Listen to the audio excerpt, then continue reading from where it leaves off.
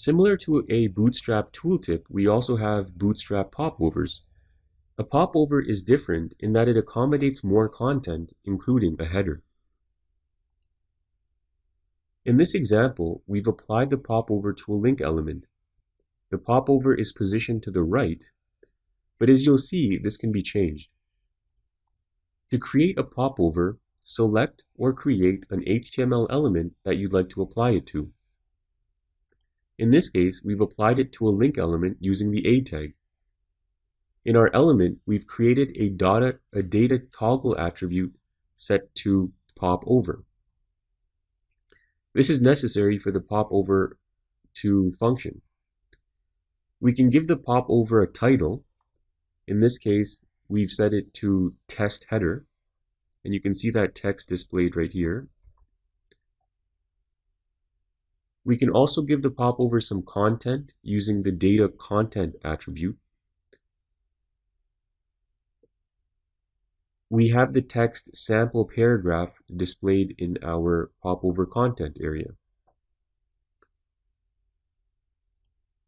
Lastly, we have a data placement attribute which allows you to specify the position of the popover. In this case, we have it set to the right. Other options include top, bottom, and left. So if we change this to bottom,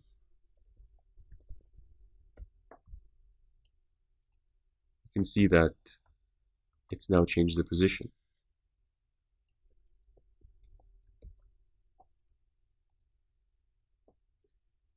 Once you've completed that portion, it's necessary to initialize the popover using jQuery. To do so, insert the following JavaScript code before the closing body tag. Now in our browser, we can see that the popover opens when we click on the link. It only closes if we click on the link again. So if we click anywhere on the page, it doesn't close. We can add the attribute data trigger equals focus. And this will make it so that we can click anywhere on the page and the popover will close. If we set the data trigger to hover, we can view and dismiss the popover by placing our mouse on or off the element.